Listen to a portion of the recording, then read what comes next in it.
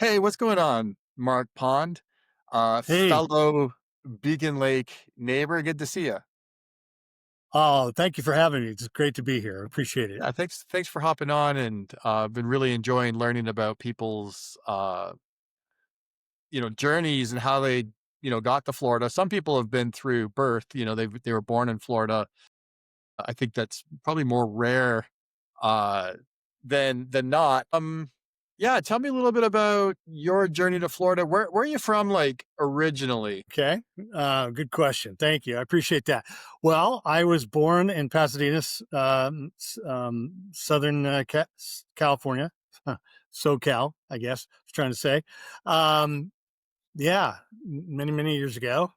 And have moved, obviously with the various jobs throughout the career.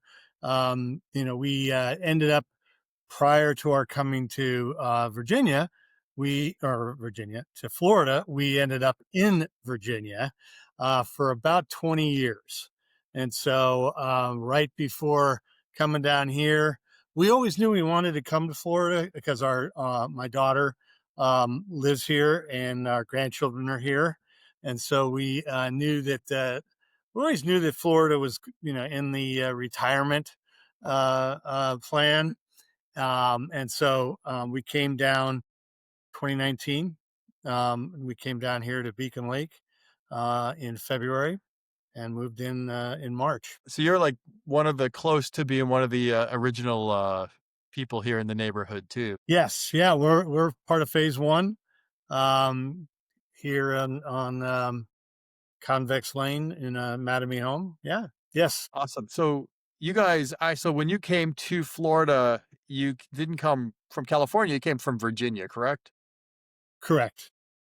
And was it all just family? Was that the only reason you guys moved down here, or were there any other things contributing to that decision? Well, what contributed to the decision was certainly the last company the company that I was with decided that that they loved everything I did for them for almost 16 years, but it was time to go, and so very nicely gave me a very nice package, but they said, "Hey, thanks, but it's time for you to go." But at that time, going back 6 years ago, when you get that, see you later thing, you get that gut punch, right? So, Yeah. you get that for 24 hours. Well, then, 24 hours went by and I was getting really giddy about it. And Kara, my wife, Kara, was like, what are you so happy about? And I said, well, this is the sign that we have been waiting for and praying about for 5 years that Mm. it's time to go. It's time to go because the plan was, yes, we had always had a plan to move to Florida to be near our daughter and our grandchildren. And so, therefore, it was something that we knew that we wanted to do. My wife at the time, or my wife at the time, excuse me, my wife also at the time went through kind of a scenario with her company, and it was time to say, they kind of said goodbye to her too. So we really, once that happened, we had no reason to not come down to Florida. And so, like I said, around I believe February or March of 2019 is when we moved down, and been here ever since, and we love it. So I guess if well, I guess we'll get to that in a second. So you wound up in Beacon Lake. Did you look at any other neighborhoods when you were thinking about coming down here? Yes, all over the area. Actually, I mean, we since we knew that, for several years we knew that this is where we wanted to come. Every time that we would come down here to visit, and see my daughter and so forth at the time, um, we'd always get together with the realtor and go out and look at different um, developments, like further south, like Palencia. We looked in Palencia, um, not Trail Mark. I think it's called Markland, off of International Markland, yeah, that's Parkway. down on the south side of World Golf Village. Yep, World Golf Village area. Because at the time when we were still looking at places, we thought I thought I was still going to be, working remotely and Mm, going back and forth to Virginia pretty much every week. Because at the time, it's interesting because at the time it was actually cheaper for us to move to Florida, right? Sell our home and move to Florida. And for me to buy an airline ticket and go back and forth to Virginia every week than it was to continue to keep paying our mortgage in Virginia. wow. So we had some friends who, well, we have friends who live in Virginia. They said, "Hey, look, we're empty nesters. Why don't you just come, excuse me, come and stay with us for, you know, during that kind of like 4 or 5 year period that we were hoping to still do." Um, we, I said yes, and that's when we were supposed to be going back and forth to Virginia for a few years. But my company had, a different plan for me, and so when they did say, "Hey, it's time to go," we said, "All right, let's get out of here and move on down to Florida." And so 6 years ago, we did that. But then shortly thereafter, both my wife, I got a consulting job then, and my wife also got another job working with someone that she had previously worked with. So in the end, when you're thinking, "Oh gosh, you're moving and neither one of us have a job," it was a little, and we were short of Social Security, retirement age. Huh. So it was a little frightening, but it all worked out in the end, doing a consulting gig and Kara doing a couple of other jobs in between before we both, over the course of the last couple of years, have fully retired So safe with to exceptions say, of my side hobbies, which we'll get to. mm, so safe to say, even though it was uncomfortable at the time, it was worth making the move down here. Absolutely. Yeah, Yeah. absolutely. And Beacon Lake kind of came about as a fluke when we were down looking at with our realtor at the time when we happened to be here, and we were out that particular weekend looking at a lot of different developments. We hadn't really found anything that we really liked, and he then mentioned, "Well, there's this development called Beacon Lake. Why don't we go take a look?" He didn't have any listings in here, but he knew that there were a couple of them. What's the term when someone else buys the house that falls through, and a Like a spec house cancellation. or a cancellation? So Yeah. the house that we're currently in today was like a spec. I think they called it a spec house, and so he took us over here. We took a look at it. We loved the lot. We loved the colors that the it was obviously an unfortunate thing for the previous people, but that it kind of fell through for them. But Mm. we were very, very satisfied with all of the colors that they had picked, and we really liked the lot quite a bit. And so we immediately put a deposit down and said, "Let's this is the place." So it That's was kind of on a fluke. well, that's great.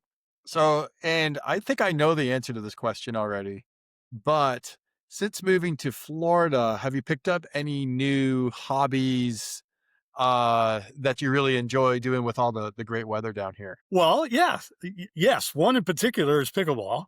Yeah, that's where I was going. Yeah, played this morning. It was, it's so much. Well, as you know, I think we're going to talk about in a minute, is we're snowbirds. So we go north during the summer and get out of the hot summer heat here that's here in Florida. And we go up to Maine. And so we've been playing pickleball now for a few years. And we both, both Kara and I love it, a lot. But then in addition to that, a couple of my other hobbies have been, as you're aware, I have a merchandising store, Remarkable Design by MP. We do shirts, you name it, we do it. Put logos and sayings or whatever on, if it's on, be it bottles or cups or notepads, shirts, whatever type of thing. And then in addition to that, I also have a donut business, That's right. Mark's Maine Donuts, and that's both of these are hobbies.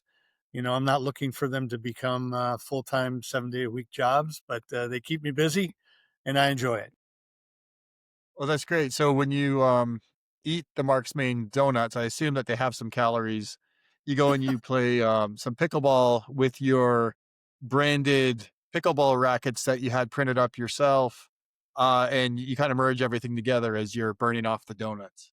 Indeed, indeed, indeed, indeed. What, Hey, what I was very happy about the fact that this summer I only put on 1 pound the entire summer, so I was happy about that. But that's because I played a lot of pickleball, you know, and certainly paid attention to what I was eating. But playing a so lot of pickleball definitely helps.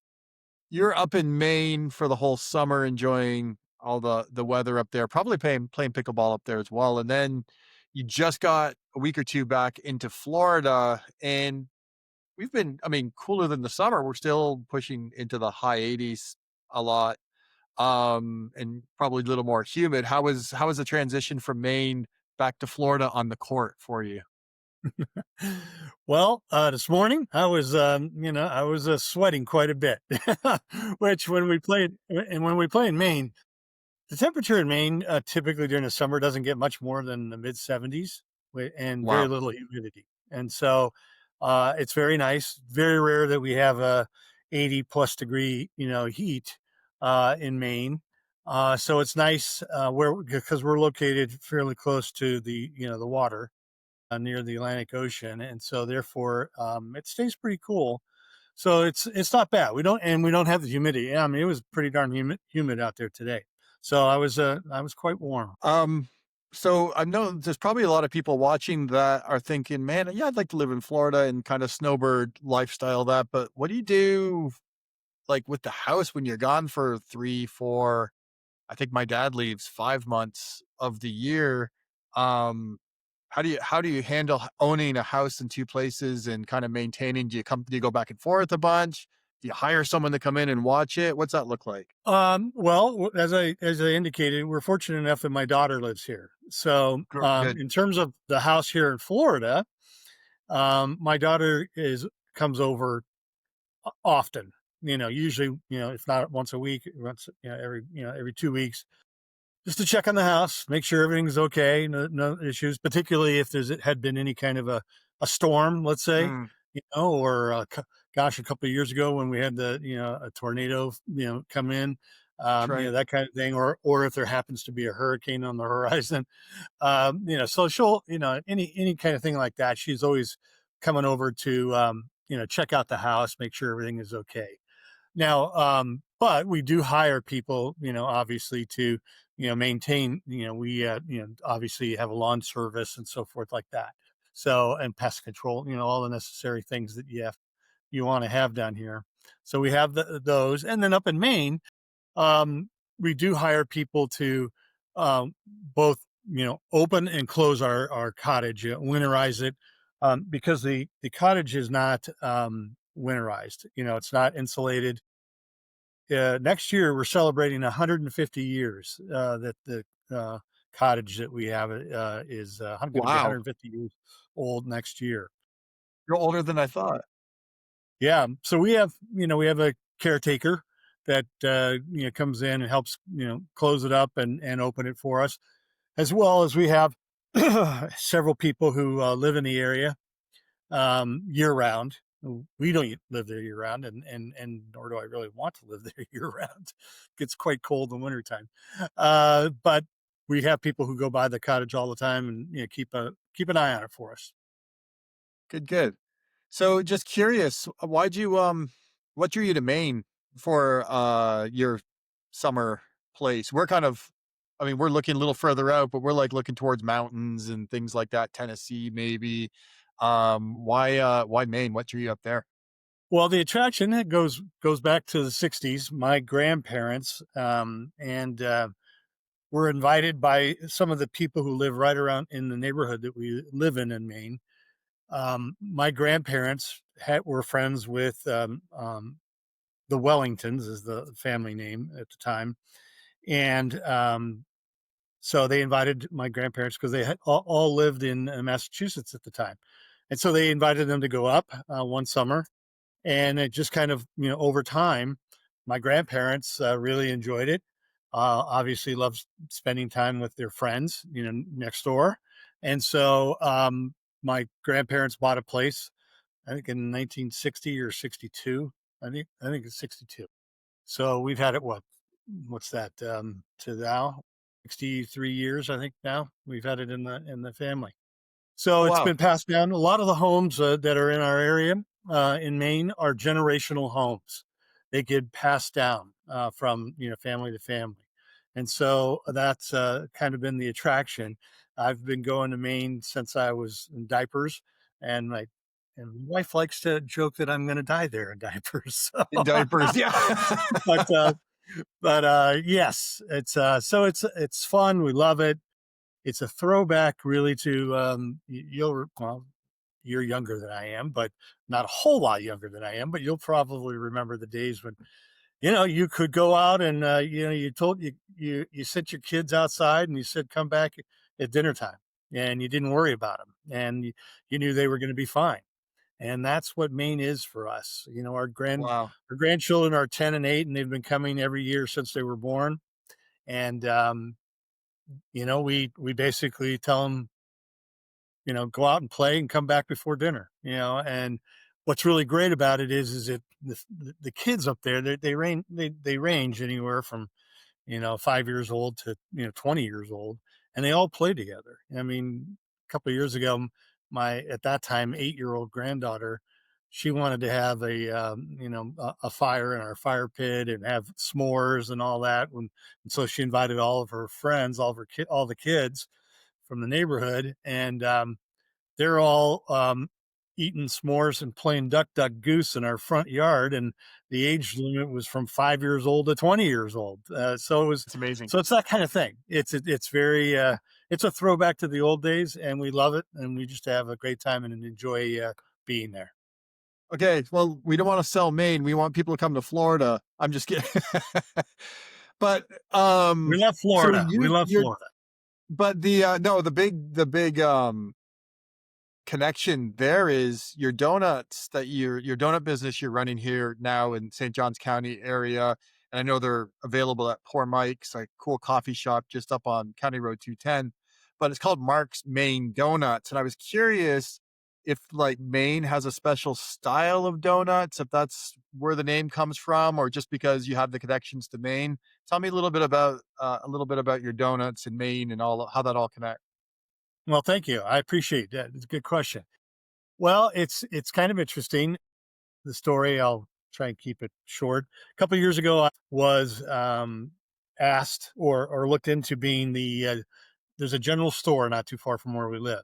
And the gal was looking for a donut maker because she had been doing it for years and she was tired of doing it. And so I went and talked to her about it. And that particular year, I didn't I didn't jump at the chance right away because I wasn't too thrilled about having to get up at 4 o'clock in the morning Time to and make the getting in donuts. there and making donuts. And so that particular year I passed on the opportunity. But then the following year, I now in the interim between those two summers, we were here in Florida, and I was going through a box in my garage that literally has been in my garage for 25 years, from Virginia to here and so forth. You have those boxes that ultimately you need to get rid of, and so I was trying to do that. So I'm going through the box, and I stumble across this article that's in this box, and it's about this guy whose name is Hanson Crockett, and Crockett's important, Gregory. My grandparents' last name was Crockett. So I'm reading this article, and it's all about this guy, Austin, who um, liked to bake with his mom. But one of the things that he didn't like was when he would be frying up dough, the center of the dough would never, cook completely. And so what he did was he cut out the center of the dough. And so Hanson Crockett Gregory, who is an ancestor of mine, I looked it up and make Wow. sure did the whole, ancestry.com thing, is accredited with inventing the modern donut. And if you go on, like the National Donut Association website, you'll see that Hanson Crockett Gregory, ancestor 4 generations back, is accredited with inventing the modern donut. So that That's next cool. summer, I was like, I need to do this, and so I did it. Made donuts and at the general store, and then also made the decision that I need to go out and do this on my own. And so hence the name Mark's Maine Donuts came along. And then, so the last couple of years, I've been hooked up with a coffee shop up north as Nice. well as you mentioned, Poor Mike's down here. And also, I've been doing things like vendor villages, like we do here, and farmers markets and so forth up there as well. So I actually do both. I do it both during the summer while I'm up in Maine and during the off season down here as well. Good, good. Well, that's really interesting, especially the connection generationally to donuts. Yeah, Bringing it back around. Maybe your daughter will start making donuts as well or something, or maybe I don't. Well, yeah, one of I'm the not sure grandkids. it'll be passed down through the generations, but hey, it's fun for It me. skips four Uh, generations. True, true. It would be cool. They love eating my donuts. Yeah, yeah. But, Um, so I don't know, maybe someday, we'll see. well, that's great. So someone is up in Virginia, say, or wherever, I guess, and they're thinking about coming down to Northeast Florida, St. Johns County, maybe Jacksonville area. Any any words of wisdom you would pass along to them? Well, I mean, we really like I've said before, we really like the area, quite a bit. Checking out, I mean, one of the things that attracted us to Beacon Lake is all the amenities. I Mm, mean, the Beacon Lake development has a wonderful array of amenities and so forth. And so the pool and the tennis courts and now the pickleball courts, which we've enjoyed the last you were couple of one of the years. guys that helped make that happen, right? You were one of the pro pickleball survey or petitioners. Yes, yeah, it was myself and Jenny Ruhlman, another resident here in Beacon Lake. That's We amazing. really, The developer um, listened. he did well, at the time, yeah, because when we first moved in, we didn't have pickleball courts, That's right. which was a little surprising. As we became enjoyed the sport and such, it was a little surprising that we didn't have them because it was at a time when pickleball was, really, really, starting to become very, very popular and even still is. And it's kind of basically the number one sport in America today. It's really taken off. And particularly as more and more of you know the John McEnroes and the Andre Agassi's of the world, big tennis players, have kind of embraced pickleball these days. Though McEnroe was a little tough sell at first, but he's come around. So as and as the money grows, tournaments, there's a place down in Daytona Beach called Pictona, and they played a lot of tournaments down there. And as the money, matter of fact, we used to have. I don't believe she still lives in the development, but there's a gal named Karen who plays on the circuit, and she is like a master pickleball player, and she wins tournaments all the time.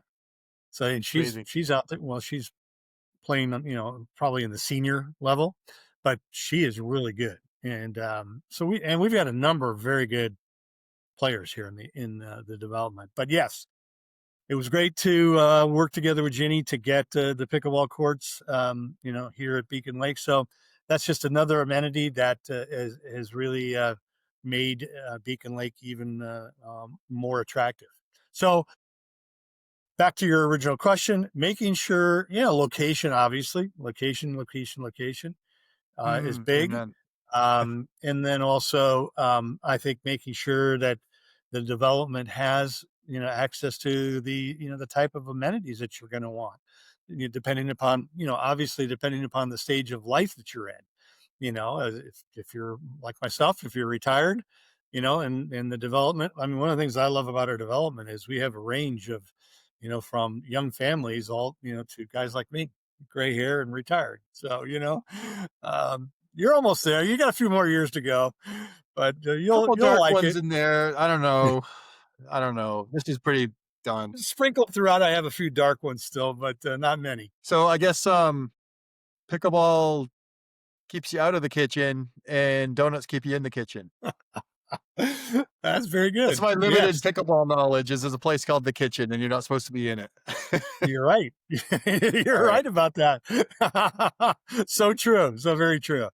All right, really, really quick. I won't keep you too much longer, but I like to ask people this: what is, in your experience, just personal preference? What's the best pizza in town? Well, I really like, I think it's called Biggie's. They're they were, I think they had 2 locations in Ponte Vedra, and one of them, I think, closed. Another one that we really like is down, in the, oh gosh, is it called Mirabella down in that area? Oh, yeah. Down Yep. off of World Yep. Golf Village. I think it's, Yep. gosh, Sabrina's, I think is what it's called. Okay. I haven't tried that one. Yeah, it's down there. They have a really good pizza down there. We like that quite a bit. And Oh, then good. we have tried V like in Victor, V Pizza, which seems to be, very um at the top of people's lists around here, particularly that really nice new one they built on Route 1. Napoli style. But those are probably my top 3. Good. Good. And then so if it's date night, what's your where you guys gonna go for well yeah for like a nice dinner you and the missus. Well, there's so many nice, nice restaurants in the area. I think probably the one that for us is special because we typically go there on our anniversary, and we're coming up on 46 years in April. And so we really like going to the Capitol Grill up at the town center, and that's probably our favorite restaurant. But there's many, many around. Um, and one of my, well, it's not on the same level as the Capitol Grill, but I really, really am enjoying Jeff Mander's new place, Mander's 22. So if you get a chance, Absolutely. get out there and go try a smash burger. I had one yesterday. It was really good. So get out Yeah, there I was and help out a fellow Beacon Laker. absolutely. Yeah, I tried my first speedy, which everyone's gonna be like, "What's a speedy?" Well, you can go back and watch. Actually, the first one of these I did a couple months ago was with Jeff, talking about Manders 22, and the speedy is from and I said the wrong city. Just the right one was in my head, but I don't know. When you get older, sometimes the word that's in your head doesn't come out of your mouth. But it's Binghamton, New York. It's a chicken thing from up there on a piece of bread, on a bun, and those were really good. I tell you what, it sounded a little boring to me, to be honest. And I tried it. I was like, oh, this is legit. This is good. So definitely, Manders 22 is Yeah, no, a I place agree that with you. The Speedy was a little like you said. At first I was like, this doesn't sound too exciting, but it's really as Jeff will tell you, it's the marinade that he puts it in and so forth that really makes it good. So yeah, because it's just basically chicken or I think any kind of protein, but mainly chicken on a sub roll, and it's really good. so Enjoy it I have an quite a bit. idea. This is what you do. You go all the way up to Manders 22, which isn't that far from here, and you have yourself your um, lunch. And on the way back, you stop at Poor Mike's. You Stop go and get in a and you get like a Mark's post Main dinner Donut. or post lunch cup of coffee and a Mark's Maine donut. Mark's Main And Donut. then you Take it drive home. back Yeah, I to love it. Beacon Lake and hit the pickleball courts and work it all off. And then maybe go up to the Beacon Lake pool and show off your abs Yeah, in the yeah. community. I like that plan. That's a good All plan, right, good Austin. stuff. All right, Mark. Well, thanks for hopping on. I'm sure this will be helpful for a lot of people. Well, thank you for having me. I really appreciate the opportunity to chat and to talk about Mark's Main Donuts. Thank you. Awesome.